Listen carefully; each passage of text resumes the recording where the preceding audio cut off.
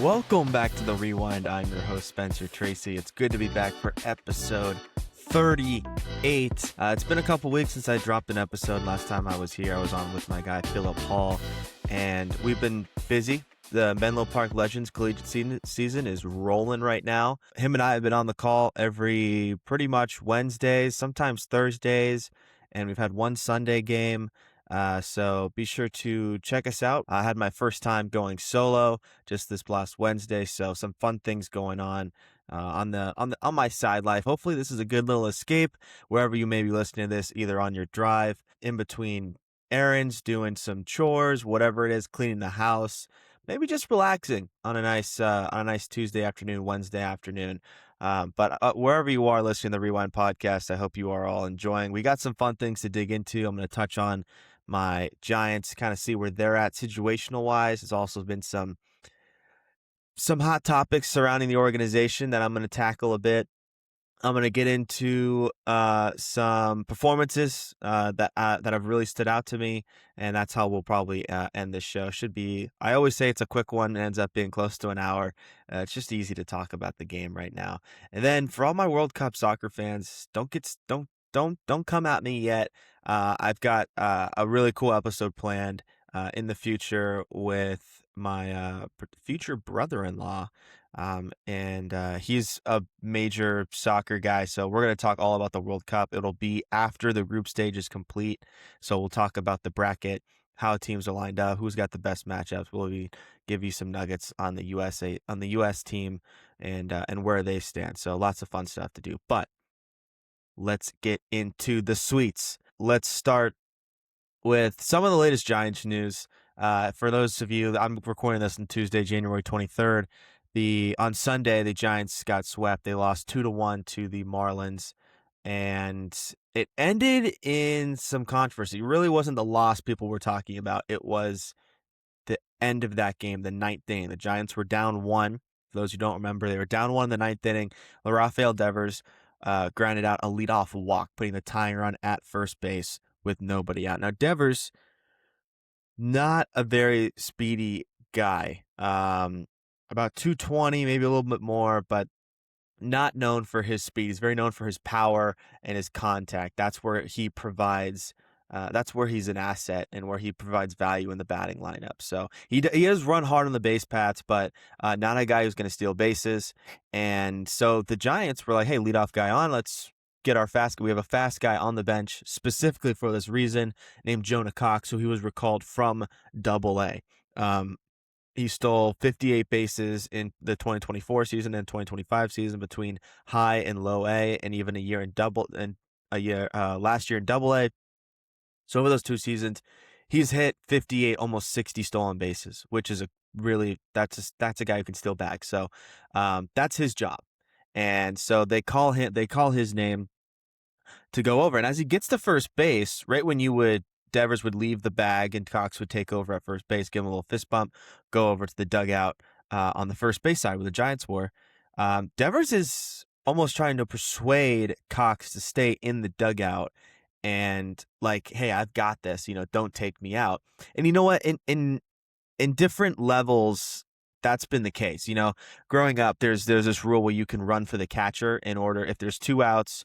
It takes the catcher a long time to have to go back to the dugout, put on catcher's gear, go back out in the field. Umpires want to keep the pace going. So there's a rule where if you're a pitcher or a catcher, you can have the last out, not just your fastest guy, the last out, go in and run for your guy. So, and typically the catchers are like, no, I want to stay in. Like they just want to play, right? Understandable. It kind of gave that vibe a little bit from Devers, but with a twist. Instead of like, all right, fine, I'll come out, Cox, hey, go steal a bag, let's go win this game. He was very irritated with this decision from Tony Vitello, which was odd because it was the right decision. And as a guy who's been in this league for 10 seasons, this is his 10th year at the major league level, he should know that situation. And he's been pinch ran for before. I'd put money on that.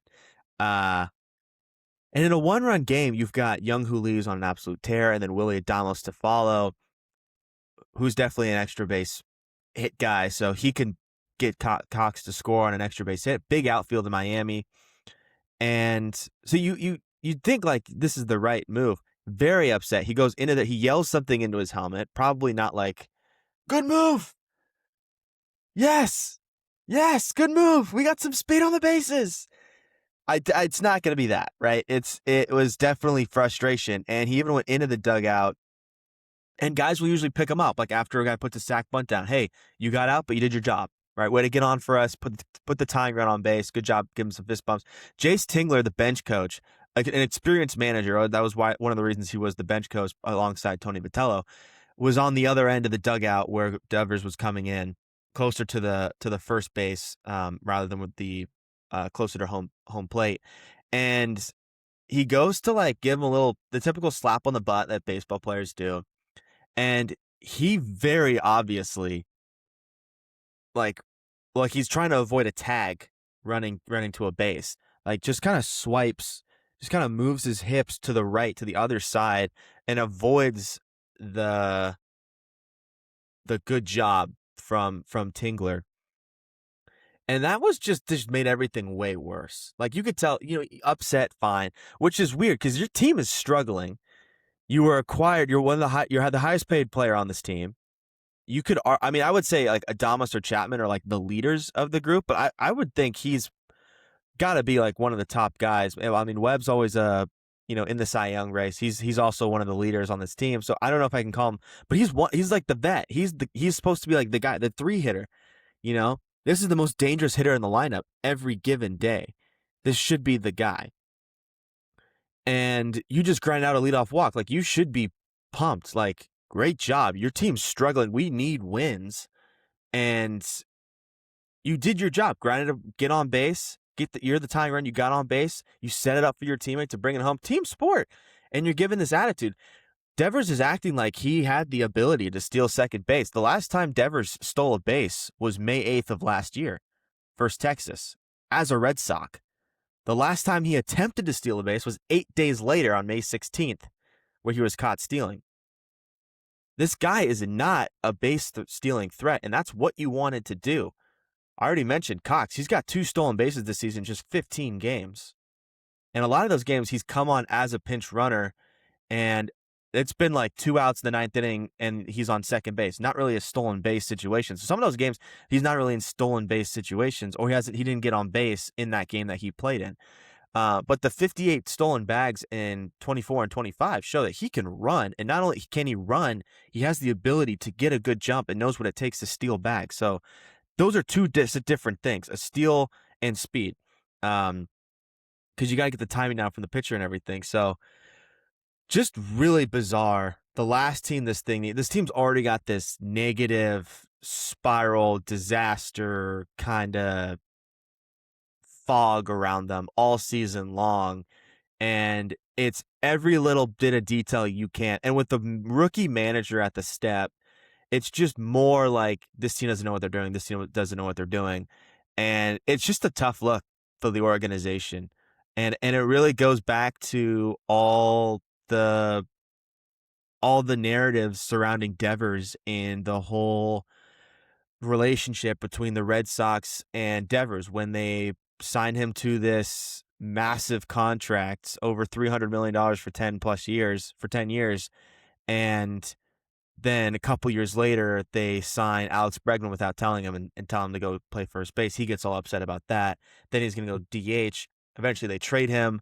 All the news we hear and the PR is, oh, he's the funniest guy. He's cracking jokes. And then we kind of see situations like this.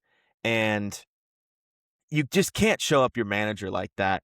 And I saw MLB Network posted an interesting kind of debate on this topic, where you had one of the hosts was talking about how you just can't show up your manager like that. Like, I don't care if you've been in the league for 10 years and you're a veteran and you've got this rookie manager who's still kind of gaining his authority and, owning the locker room.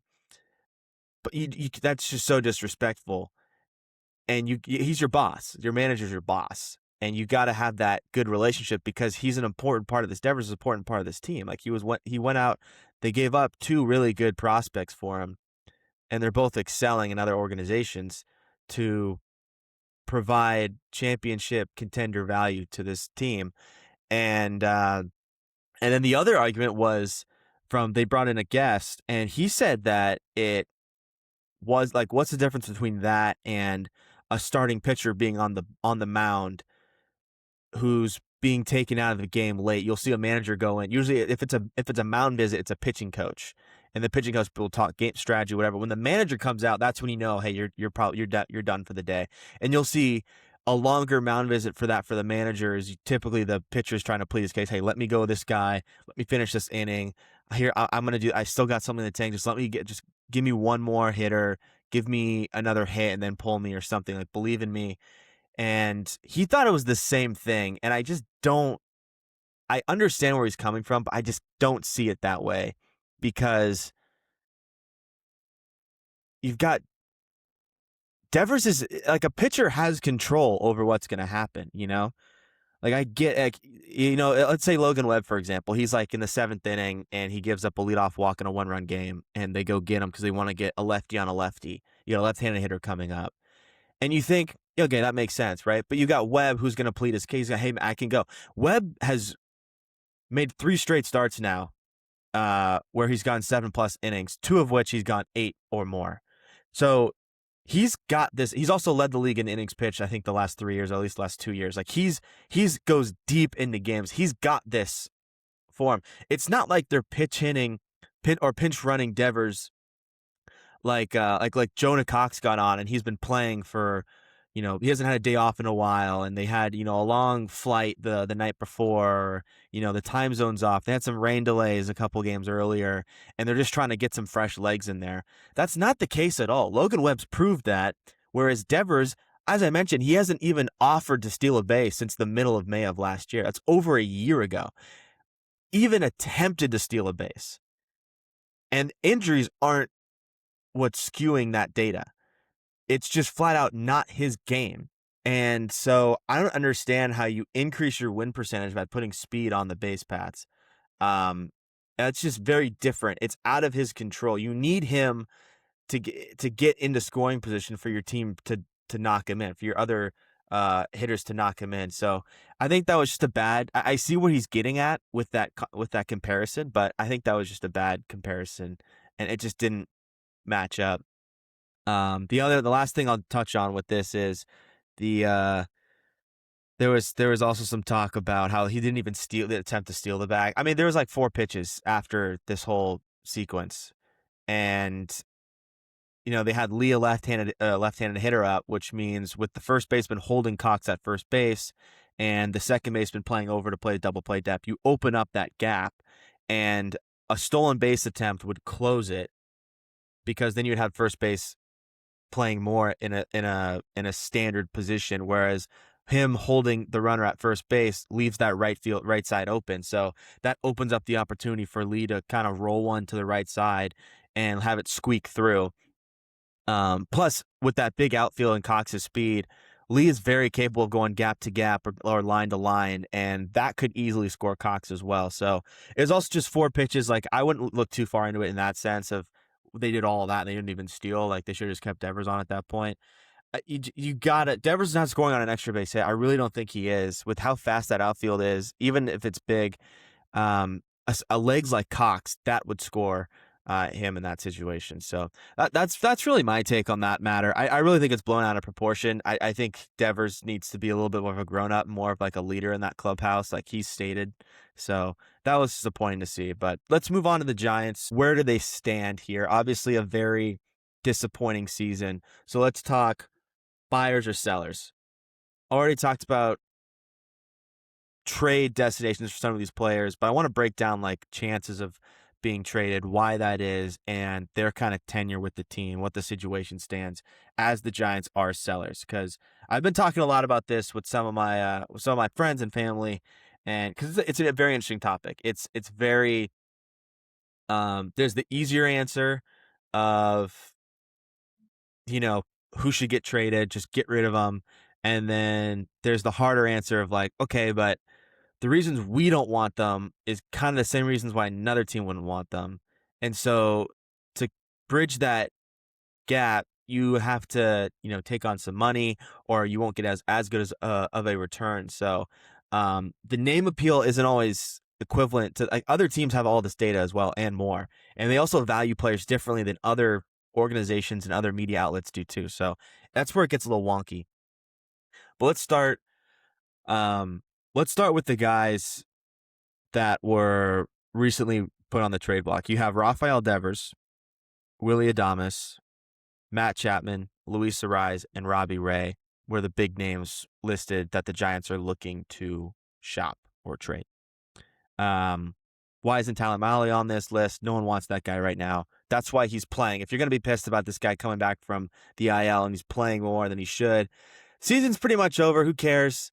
And might as well play him, see if he can get on a hot streak, build up some trade value, and just get something for the guy. He's on a 1-year contract, so he's off the team after the season. Just get something for him. Adrian Hauser, 2-year contract, hard to move him. Also, he's terrible. He's moving to the bullpen. Try and get some kind of momentum with that arm. Maybe he's something of worth in 2026, and you can move him in the offseason, so it's just a 1-year deal for that team, basically. I don't know.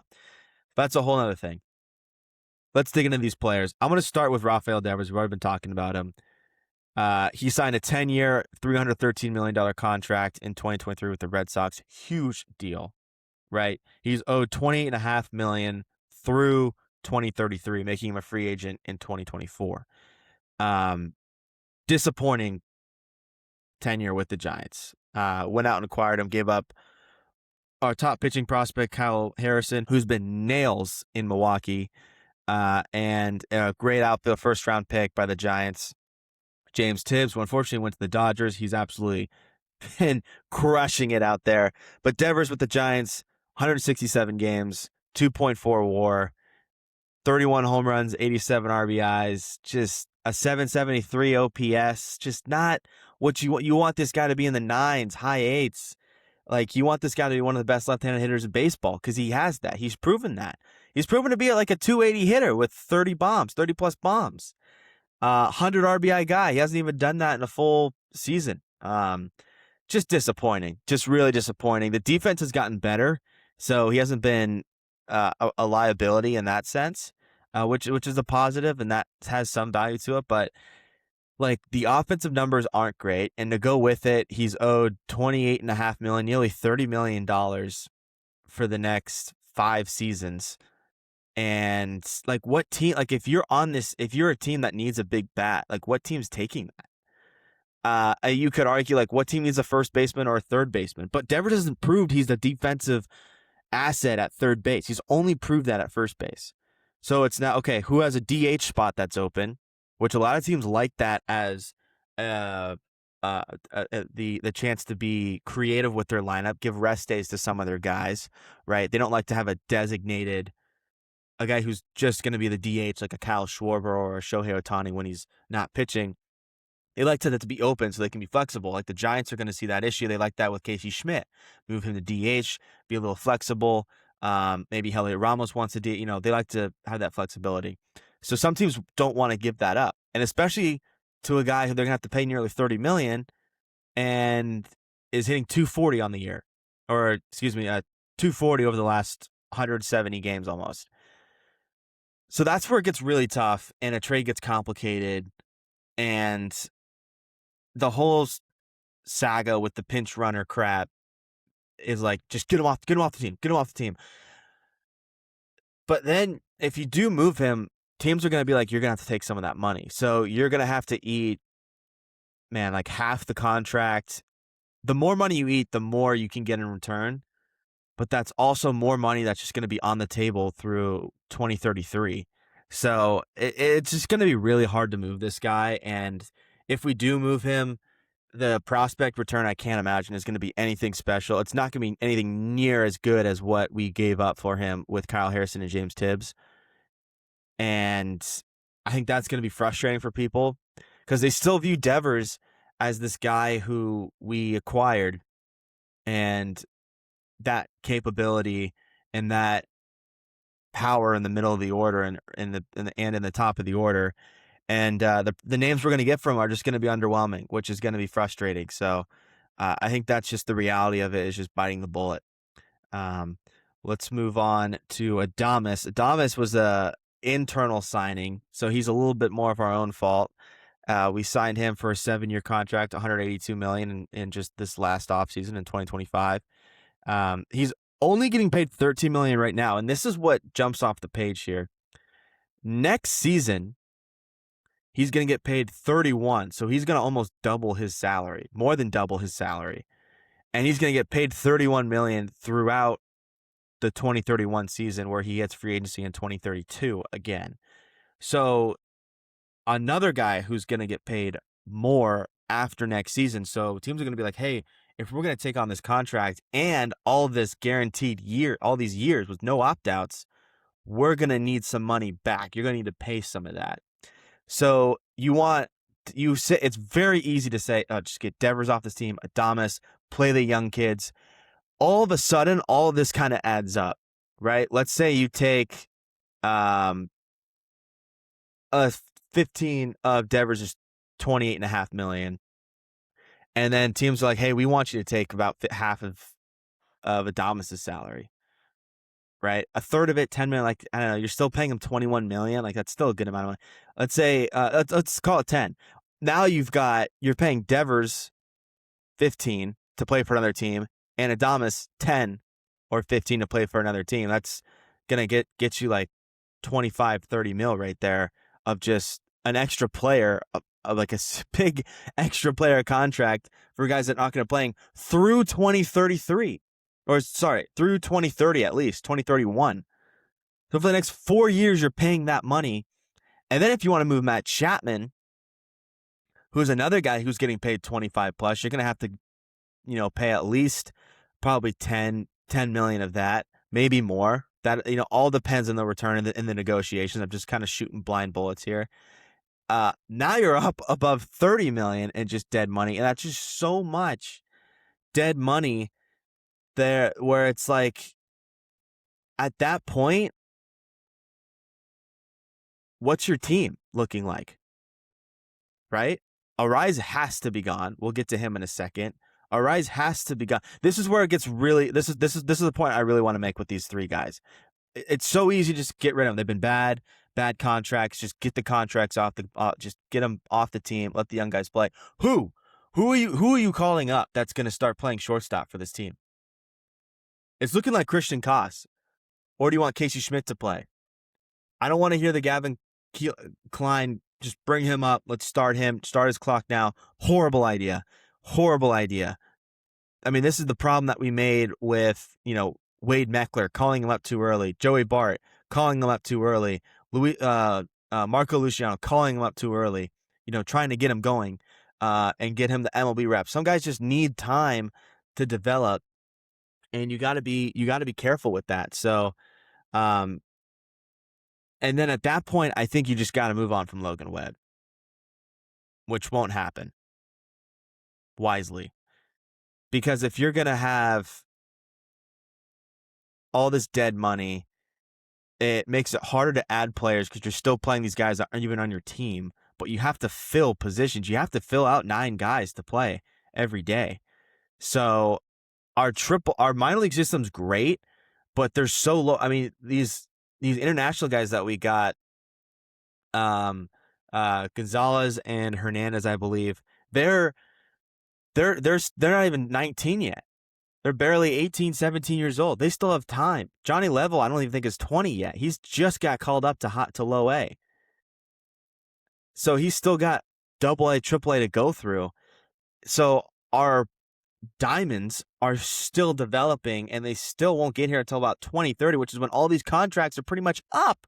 So you might as well just ride them out, see what you get.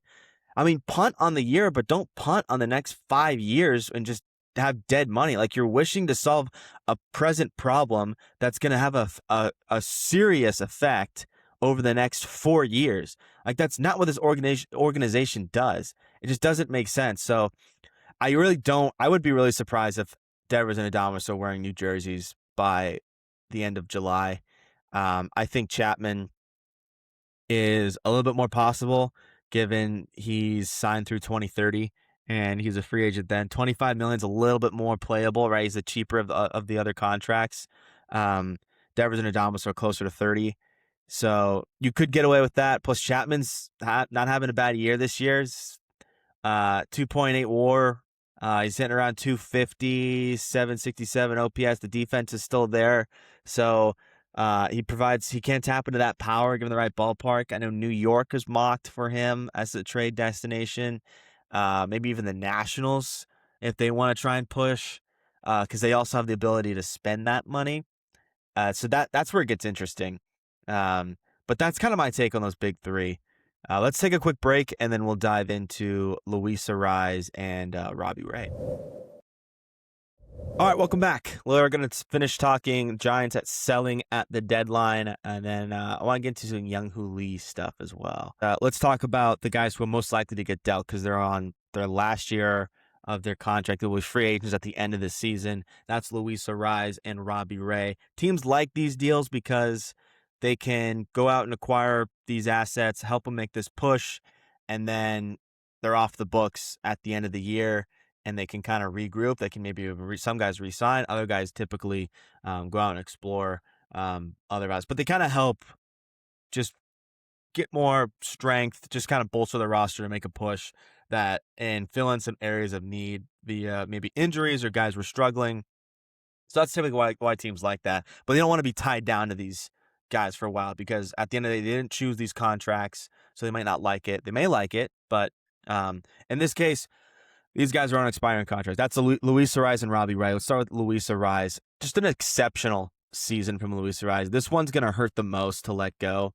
A 2.8 WAR. He's been fantastic on both sides of the field, both in the box and at second base. 2.3 WAR. 99 outs above average, which is just way above expectations. I don't even know if he's had a total of 100 or 10 outs above average in his career, yet he's got 10 alone this season. We're not even in July yet. He's hitting 320. Like, he's just an on-base guy. He's Luis Arraez. He's a hard guy to strike out. Doesn't strike out. He doesn't walk, but he's hitting 320. So many teams could use a guy that hits 320, plays good defense at second base, and he's only $12 million. Like, he's as much as a back-end starting pitcher or a high-end relief arm. Awesome. Put him in the middle of the order. So many teams could use that. Go ahead, check out my episode 36, where I talked with Anuj Shangavi, and we broke down some trade destinations for some of these guys. We also talked a little bit about their performance overall this season. So dig into that if you want my mocks, or check out the Rewind Instagram at the Rewind_pod. But Luis Arraez, really likely to be traded. Free agent at the end of the year, pretty much speaks for itself. Everything you're hearing is probably true about why he's going to get traded. I think he just will. It just sucks because he's such a fun player to watch.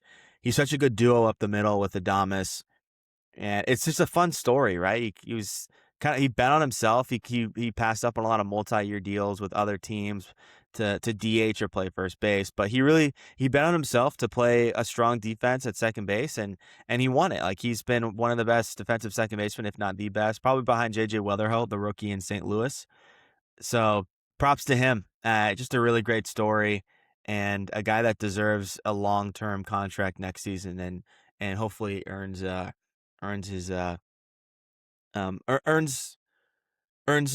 to finish his career with that team. And coming off a World Baseball Classic championship with Venezuela as well, so his year started off great. But next thing I want to get into is Robbie Ray. He signed a pretty big contract, a 5-year, $115 million contract in 2022 with Seattle before being traded for Mitch Haniger and Anthony DeSclafani. What a trade that was for Farhan Zaidi. He's got that on his resume for sure. Two guys probably out of the league. Disco might be a reliever somewhere, but definitely not putting up numbers like Robbie Ray. Great tenure with the Giants too, a 3.87 ERA and just under 300 innings with SF. 9 Ks per 9. So he's a big strikeout machine. 4 walks per 9 though. He's got that walk kind of issue that he's been dealing with. But Robbie Ray, it's been an up and down season for him. Hot start, got a little cold. Recently had a pretty good outing in Atlanta out of the bullpen too. He came in for that rain delay game after Adrian Hauser pitched the first inning. Then it got rained out. But I think he's got some value. I mean, the season stats aren't picture perfect to get a good return, but I think everyone can use starting pitching. Everyone could use starting pitching. If a team already has a strong rotation, but they're iffy on the back half, I had a great trade for Ray in my episode 36. Again, go check that out. And yeah, a 4 ERA isn't really gonna. You would think, looking back, like it's not gonna get you a crazy return. But the thing about Robbie Ray is he is worth $25 million, which is a pretty hefty contract to take on. So Giants may have to bite a couple million on that. Maybe not as much as like a Chapman, Adames, or Devers if that were to happen.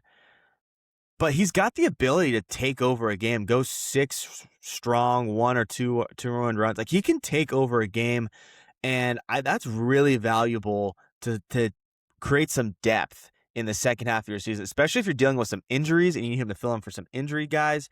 The one thing I will say is the destination for him, if a team's smart, they'll pick a pretty pitcher-friendly ballpark, and because of his home run, like he's pretty vulnerable to the long ball, and I think that's why he was a great fit at Oracle, because obviously the ball gets knocked down pretty easily. You have right field that's 415, right center field that's 415.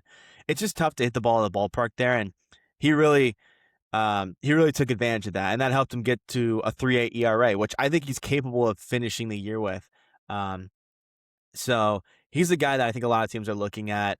The big problem with him is his command. Like 7 of his 15 starts this season, he has had 3 or more walks, and that's been really the big problem with why he went from like a 2.6 ERA through his first couple starts up to almost a 5 ERA before his last down, in which he brought it back down to just above 4.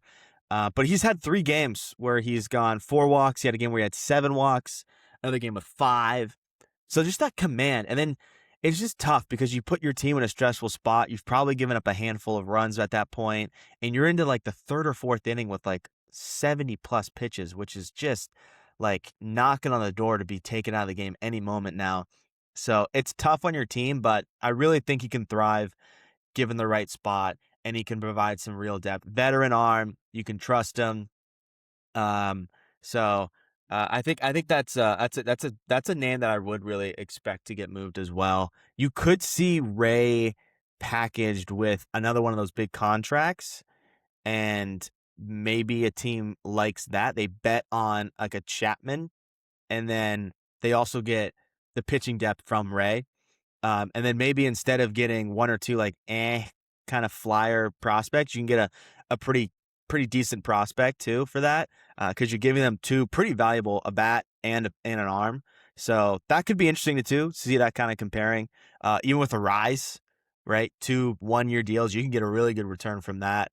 The problem is you would be taking on $37 million, close to $40 million between those 2 players. So very interesting to think about. But let's move on to another guy that's been flying onto the scene. I want to talk about this guy real quick. Young-Hoo Lee and his future with the Giants. So signed out of Korea, big contract, was very known for his bat-to-ball skills, could flirt with the home run ball, maybe get close to double digits, and then a pretty good defender in center field with a great arm. And the Giants were like, hey, let's build on this guy. So they gave him a pretty nice contract, and it didn't work out well. First year he got hurt within the first 2 months of the season and missed all of it. Next year was pretty much his rookie year again, because he had only had, I think he recorded less than 100 at bats maybe in his major league career. Really struggled out of the gate. And through the first 2 seasons of his career, hit 265, 102 WRC plus. Remember, 100 is average baseball player. So just 2 ticks above an average player, and a 715 OPS. Just not going to cut it.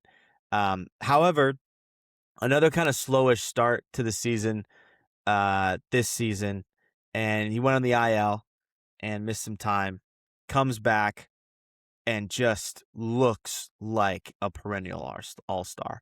Like, who is this kid in right field? Playing much better defense in right field, playing that right field wall beautifully. Not an easy position to play at that stadium.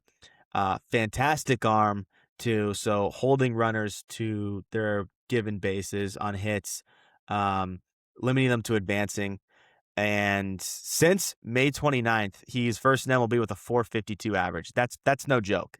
That's no joke. A lot of guys have been red hot since May 29th over the last 24 games. Good sample size, too.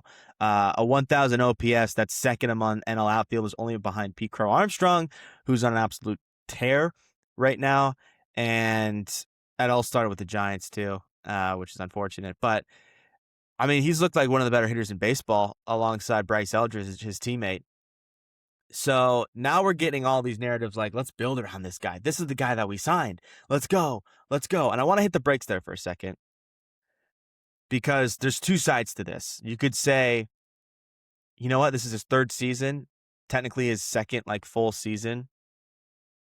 Yeah, because his first one he missed all this time. This is his breakout, right? This is him breaking out. And I don't know if we can say 25 days the kid's breaking out, right? I think it's a little different if you want to say that for Eldridge, given just what he's shown in the minors and what he's now showing at the major league level so quickly. So there's with all these trade guys that I talked about, and these guys are going to get traded, and they're like, we got to build around Eldridge, Lee, and Webb. Those are the guys, and Roop. That's more of a gray area, but and I'm just gonna hold on saying that about Lee for now because what has he shown in the previous larger sample size that he's a foundation piece? He's a guy to build around going into the golden years of the 2030s. That's going to be our era, right? With all of our young guys coming up. I just don't know if I've seen it. We've seen him break out, and he looks like an MVP candidate. He started last season looking like an MVP candidate, and then he looked horrible, hit a wall. I think he finished the year around 250, 260 or something, but only hit a few home runs. Defense wasn't great in center field. They went out and got Bader for that reason, moved in right field. That's been much better. But there just hasn't been he's a foundation piece because he's on a awesome 18 game hitting streak over these last 25 games. And so that's the sample size we're taking to show that he's a proven piece. So I'm just not sure I'm there yet. He hasn't proven that. What if he ends the season? What does he have to hit at the end of the season to prove that he can be a guy here? I know the fan base loves him, and there's a little bit of bias in that area, and I want him to succeed. That would be awesome because I love the hooligans at Oracle Park that show up every night. And even when he was struggling and he looked like just a horrible contract in baseball. So I love that he's balling out. The next question is, do you trade him now? Right? Because he's got a player option after 2027, which he's probably going to lock in because right now he's kind of underperforming that contract. We got to see how he finishes out this season and next season. And maybe he wants to hit the mark and get some more money if he looks like a guy who's going to go on crazy runs like this and play good defense. So I don't think you trade him. I think you got to hold on to him for now. See what version of Young Lee you're going to get. Is it 2024, 2025? Or is it this version cooled down a little bit? Obviously, he's not going to hit 450 at the end of the year. But can he be a 300 hitter and play great defense in right field? That's a guy you want to build around, right? With some speed. I want to see him run a little bit more. I mean, his nickname is Grandson of the Wind. Yeah. Let's get into the legs a little bit more. We know you can run a little bit, but let's see you maybe swipe some bags, take advantage of the stolen base, the bigger bag, stolen base era right now. So don't trade him. Let's see what he is. Let's see what he truly values. Let's not the sell high is an attractive piece, but again, the money gets just really awkward with that. It's not like he's on the last year of his deal and we got to think about paying him or not. Then I'd think about it a little bit more. But let's see what we got in him before we do that. I'm going to take one more last break, and then I want to dig into a player highlight, player spotlight from a performance that was just unreal, and a team that is catching my eye to start the year. All right, welcome back. Let's finish off with this player spotlight, and it's a kid in Milwaukee who flew onto the scene with his velocity in his debut and in the minors, was absolutely untouchable, looking like Paul Skeen's carbon copy, which is funny because they share the same division. and he has picked off right where he left off. Him and Cam Schlittler look like, and as well as Paul Skeens, look like the three youngest dominant arms in the entire league right now that are just taking it over. And he put on what his ceiling is on display a couple weeks ago on a Friday night in Milwaukee against the Philadelphia Phillies. A very good offense with Kyle Schwarber going nuts right now, Bryce Harper, but he shut them down. Not only did he go complete game shutout, but he threw a Maddox, which is a term used after the great Atlanta Braves starting pitcher Greg Maddux, who was known for his just dominance, control, and efficiency on the mound. A Maddox is identified as a complete game shutout. Has to be a shutout. Has to be 9 or more innings where he does not allow a run and he throws less than 100 pitches, showing how efficient he was on the bump while also being dominant, not allowing runs scored. So Sandy Alcantara is very well known for getting multiple of these. Jacob Mizorowski stood out for a very different reason. A Maddox of Maddoxes. 9 innings pitched, no runs, 1 hit, nearly a perfect game, no walks. Nearly a perfect game on less than 100 pitches. 95 total pitches thrown. Do you want to know how many strikeouts he had? He had 15 strikeouts. To record that many strikeouts and go under 100 pitches, the strikeouts is what's going to get that, is what's going to kill your pitch count, right? Typically the Maddox is, he was not a strikeout guy. That's why it's a Maddox. That's why he did this so often, so frequently for the Braves, because he was a ball and play, get some outs, feed guys, like Chipper Jones, Andrew Jones, use his defense, Jason Hayward, all those guys. Jason Hayward might have been a little late, but that was his kind of, that was his type. That was what his that's how he attacked hitters. Mizorowski to go 15 strikeouts, no walks, just shows how much he was just dominating with that fastball at 103, 102 miles per hour. Not even talking high 90s, triple digits. 103, 102, just at these guys, challenging. Here's a fastball within the play. I know you can't hit it. I'm just going to go and attack you. How great he is with his off speed and his command. Usually guys with high velos, they have trouble with command. They get the walk numbers closer to Robbie Ray's, like 4 or 3. 0 walks. He's not making too many mistakes where he's giving up a ton of hits. Just the 1 hit. Keeping the ball in the park. No runs scored. That is one of the most dominant performances I have ever seen or heard of in my entire life. And there's been so many perfect games, which, I mean, it's in the name, perfect. Like, no base runners allowed. Like, sometimes you gotta rely on some defensive diving catches. Like Matt Cain had the Gregor Blanco catch. That ball was crushed. There was a couple others that died at the warning track. Maybe those are home runs at other ballparks. So there's a little bit of luck. I'm not trying to take any away from those guys. Matt Cain was brilliant. But I'm just saying, to put in perspective, he threw 74 strikes out of his 95 pitches. That's a 77% strike rate. As a hitter, if a guy is throwing a strike 77% of the time, what are you thinking? He's coming right at me. I have to get up there and just be ready to hit. And he didn't use that as, okay, now that they've been seeing so many strikes, I'm going to start going out of the zone, making them chase.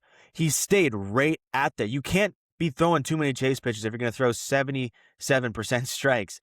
It's actually incredible.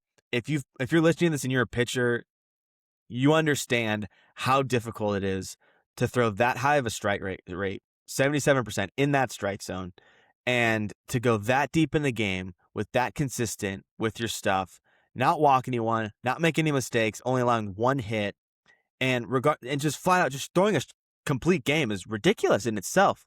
This isn't 7 scoreless on 95 pitches. This is 9 innings complete game.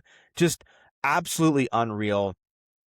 Go watch his stuff. It's just this skinny, tall kid from Milwaukee, and the development of his control is just through the roof. It is just it's unbelievable to be able to watch this. It's got to be one of the more dominant starts in the history of the game. and it wasn't a no-hitter or a perfect game, which is, I just think is so cool. It just, the efficiency and the dominance combined, it's just such a rare combo. I mean, you look at Tim Lincecum's no-hitters, and he threw like 150 pitches in one of his no-hitters. It's just, how hard is it for one guy to have, like, a seven pitch at bat? How many times have you seen that? One guy, a couple foul balls, or maybe that one inning where he gets a hit, that was like a 5 pitch at bat.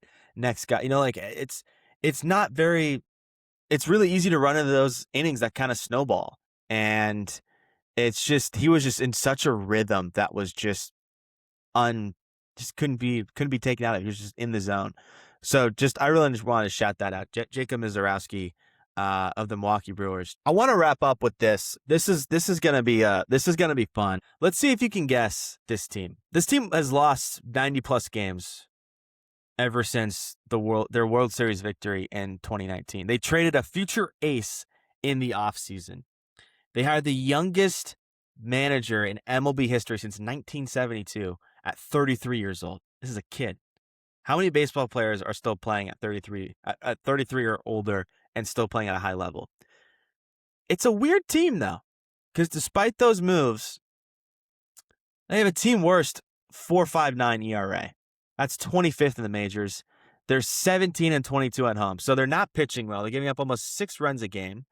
They're 5 games under 500 at home, where you should be winning most of your games. They're trading away pieces in the offseason. They've been a losing franchise for the last 6 years, not including COVID, obviously, and they've got an inexperienced young manager. This team's probably just awful. This team probably sucks. They're first in runs with 420, and they're first in runs by 13.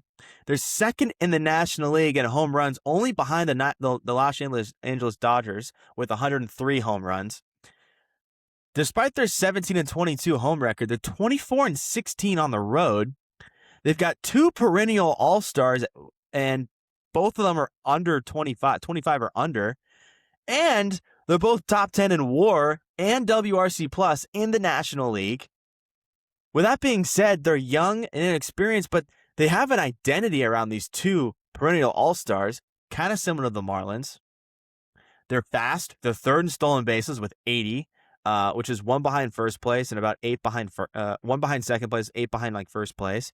And they're 7th in the National League in fielding run value with +5. So they're playing good defense. They're fast. They've got a foundation. They've got a coach who's having a heck of a season.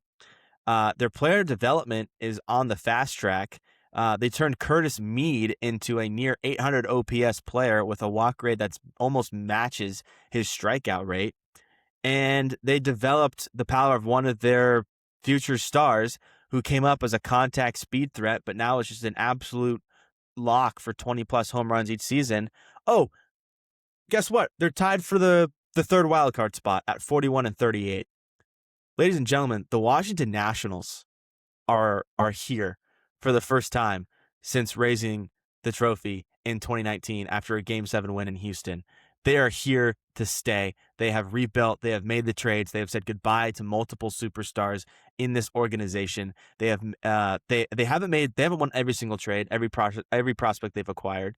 Trading away Mackenzie Gore, but they have James Wood, who looks like he's going to be one of the best left-handed bats alongside Yordan Alvarez and Ohtani for years to come throughout his career. They have CJ Abrams, who's also going to be in that conversation through year in and year out as an RBI machine in the middle of the order. And they built around these 2 guys beautifully with guys like Jacob Young. They found diamonds in the rough like Dalen Lyle, even Kybert Ruiz, who looked like an absolute bust in the Juan Soto trade. Oh, no, sorry, the Trey Turner and Max Scherzer trade is starting to swing the bat a little bit better now. Like, he's becoming kind of playable after the bad contract was given out. They swept they absolutely cleaned house in their front office, new change of scenery. It looked like the rebuild's going to be delayed a little bit. They've got this guy, Eli Willits, who was their first overall pick just a year or 2 ago, who looks like an absolute perfect fit for this team. Speed, excellent defense, and he can absolutely swing it. Just a highly tooled player. James Wood is also not a great defender, but he's robbing home runs and he's making some great plays too.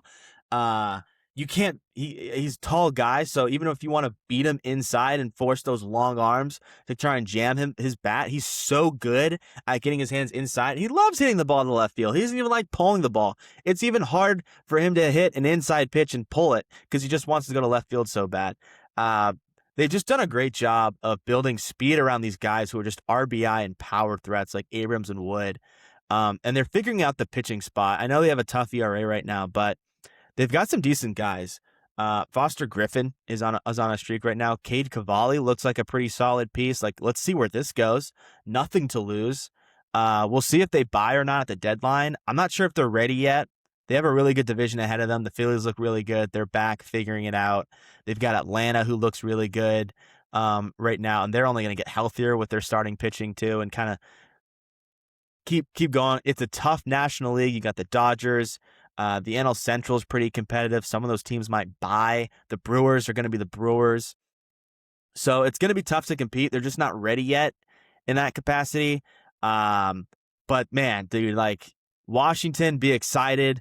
They had a really weird basketball year. Their football season wasn't, it was just a total step back. So the Nationals have kind of been on the outside looking in for a while, and they've got a lot to be excited about. There's multiple jerseys you can buy on this team now that you can feel pretty confident that they'll be with them for a while. So they've got more draft picks, more high draft picks, because again, they've lost 90 plus games for the last 6 years. Man, that's hard. That's tough. I mean, it's the price they paid for the championship, but the Washington Nationals are a really fun team to watch. They might be back. They're just fun to watch. That's going to do it for episode 38. Thank you all for tuning in again for my 38th episode. It's been a lot of fun. Be sure to keep hitting me up for episode ideas. I had a couple people reach out. They wanted some Brewers and Nationals content, so I had to make sure to reach out.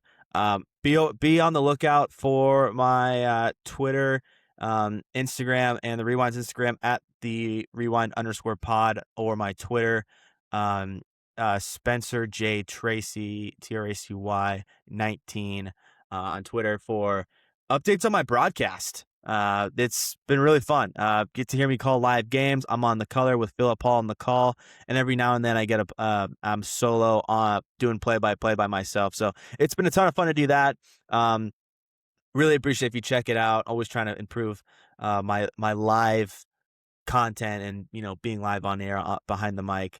But also just following the Rewind on Instagram's great. Follow me on Twitter. Keep to stay up to date with episodes, content. I punch out little clips of different segments on the pod as well. So you guys are crushing it with engagement. I really appreciate any reposting, liking, sharing is a huge help for me.